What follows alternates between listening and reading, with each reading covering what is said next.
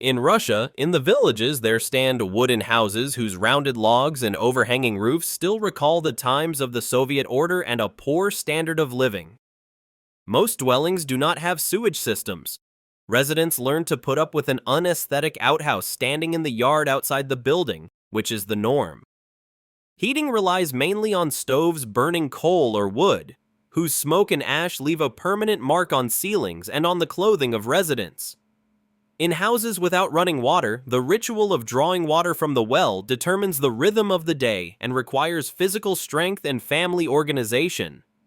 Buckets hauled from the well to the kitchen become a symbol of daily simplicity, and their weight measures the hardships and habits of the local community. Dirt roads that cross the village turn into sticky mud in spring, slowing down all work and making quick trips outside the settlement impossible. The lack of sidewalks means that residents walk through sand and puddles, and shoes and trousers often bear the marks of rural everyday life and hardships. In summer, the village is shrouded in dust raised by passing carts and cars, and in winter the snow creates high drifts that isolate it from the outside world. Public transport runs rarely, so many families rely on their own vehicles or on kind neighbors who provide rides. The village shop, often the only one for the whole settlement, offers basic goods and becomes an informal center for conversations and the exchange of news. Work in the countryside is based mainly on agriculture. The land, the crops, and the animals shape the rhythm of the days and determine the sources of family livelihood, preserving local identity. Home gardens and fields are the basis of survival. Every meter of land is cultivated with care to feed the household, to have something to sell at the market, and to create reserves for winter. The most commonly grown crops are potatoes, carrots, and cabbage, which are not only food but also a safeguard for hard months. Many yards keep chickens and cows. Their sounds and smells fill the space and supply milk and eggs for local needs. Milk and eggs are sold at the town market, where they turn into cash, and returning to the village is an opportunity for profit and for talks about everyday life. The lack of larger workplaces condemns many residents to unemployment or to short-term employment without stability or prospects. Some people go seasonally to the capital to look for casual work, sending part of their earnings to their families and maintaining a link with their place of origin. Others travel abroad to build or do manual work, which keeps them away from home for long months and alters family structures. Official wages are often minimal. Therefore, most transactions take place outside the formal system, and people resort to extra jobs. Informal work is widespread and tolerated because it provides immediate income and allows people to survive months when the lack of steady inflows is painful.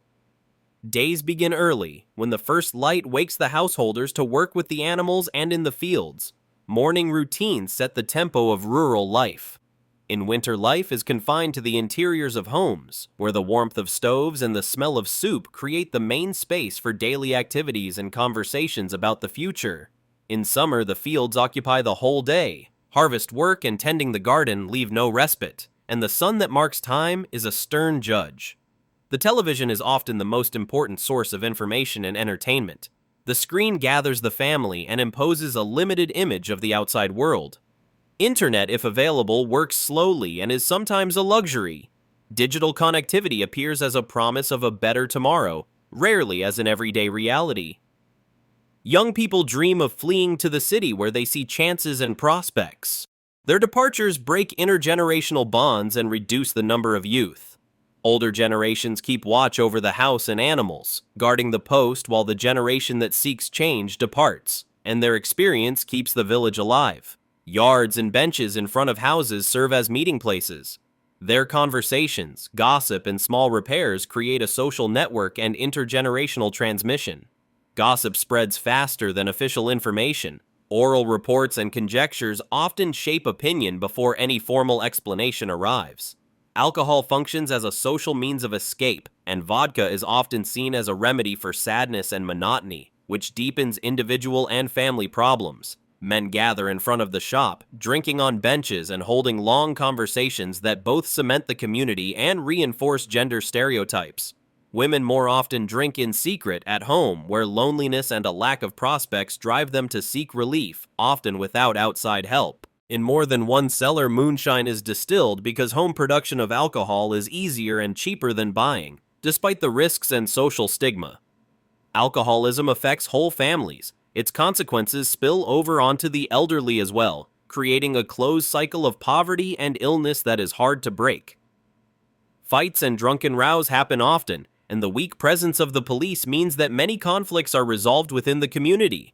At weddings and funerals, vodka flows abundantly. These rituals bind the community together but also entrench excessive drinking as part of celebration. Many people die prematurely due to alcohol abuse and health neglect, leaving empty places and a history of loss in every family.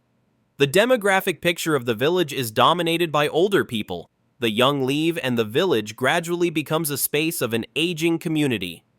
Grandmothers selling vegetables and milk at the market are a symbol of survival. Their daily work supports household budgets and the local economy. Older women often support families through work in gardens. Their cultivation knowledge is passed on as valuable cultural capital. Strangers are treated with suspicion, and wariness of novelty protects customs but hinders the inflow of investment and fresh initiatives. Trust in the state is low, so people rely more on neighborly help than on official promises, which rarely materialize. Life moves slowly in the shadow of poverty and loneliness. Daily tensions, lack of prospects, and alcohol create a background that rarely changes. With each passing year, a culture of withdrawal and frugality becomes visible, where minimalism becomes a necessity and hope is tucked away in mundane gestures. Public space is neglected, playgrounds and stops bear the marks of abandonment, and the lack of investment causes infrastructure to slowly fall into ruin. The village lives by its rituals and sorrows, and its picture is a mosaic of hard work, community, tradition, and invisible costs and intergenerational losses.